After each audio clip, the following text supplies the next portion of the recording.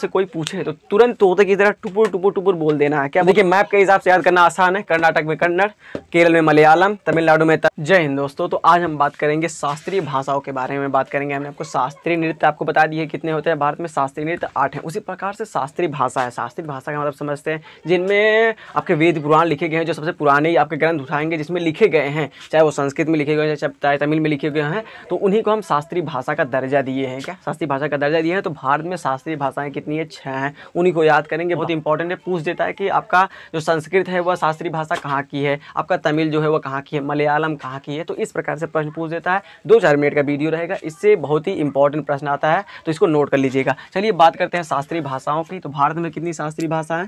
तो 6 शास्त्रीय भाषाएं। कितनी? 6 शास्त्रीय भाषाएं। मैप के हिसाब से समझेंगे, चुटकियों में याद करेंगे हम आप। चलिए याद करते हैं, एक बार बनाते हैं रफली, हम एक बार मैप बनाते हैं, उसी के आधार पर हम याद करने का प्रयास करते हैं। आप भी इस प्रकार से बनाने का,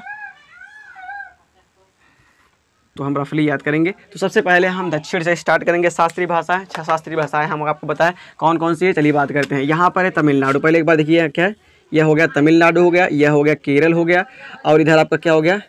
कर्नाटक हो गया। क्या हो गया? कर्नाटक हो गया। फिर इधर आपका आंध्र प्रदेश हो गया, यह हो क्या? आंध्र प्रदेश आपका हो गया। इधर तेलंगाना हो गया, यह हो गया आपका तेलंगाना हो गया।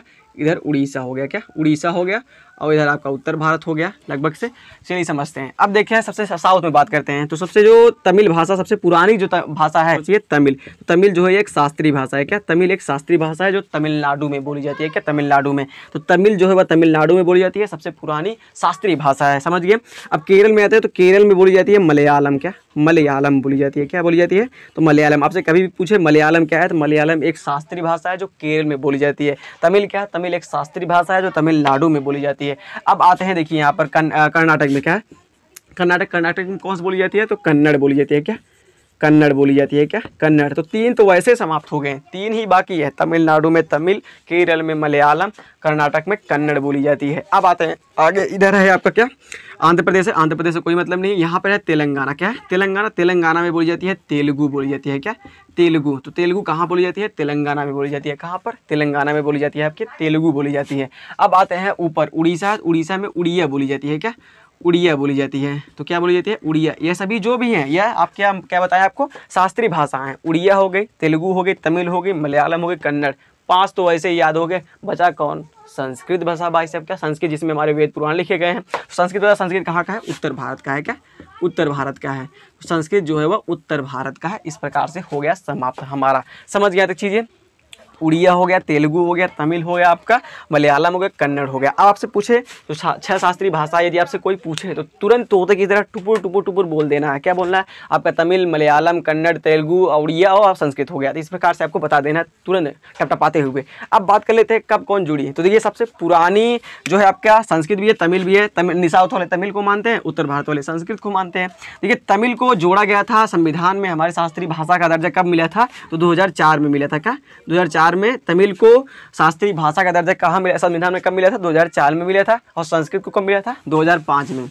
1 साल बढ़ा लीजिए। क्या? 2005 में मिला था इसको शास्त्रीय का दर्जा। अब पूछेगा सबसे नवीनतम कौन सी है? सबसे नवीनतम जोड़ी गई थी जो संविधान में, वो उड़िया जोड़ी गई थी। कब? 2014 में। क्या? 2014 में जोड़ी गई थी। इसके बाद कब जोड़ी गई थी? तो एक मलयालम भाषा है जो 2013 में जोड़ी गई थी। क्या?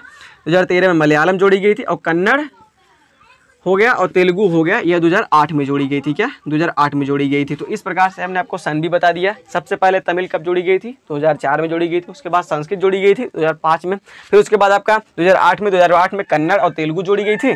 मलयालम 2013 में, 2014 में उड़िया। तो सबसे नवीनतम शास्त्रीय भाषा उड़िया हो गई आपकी। सबसे पुरानी आपकी कौन सी हो गई? तमिल हो गई। और उत्तर भारत की कौन हो गई? संस्कृत हो गई। तो इस प्रकार से हमने आपको 6 शास्त्रीय भाषाओं के बारे में बताया। शास्त्रीय नृत्य भी हमने आपको बताए हैं, तो आप जाकर वीडियो देख सकते हैं, चैनल पर उपलब्ध है। तो देखिए मैप के हिसाब से याद करना आसान है। कर्नाटक में कन्नड़, केरल में मलयालम, तमिलनाडु में तमिल, और उधर आपका तेलुगु में तेलंगाना में तेलुगु, उड़ीसा में उड़िया, उत्तर भारत में संस्कृत। तो आप नोट कर लीजिए।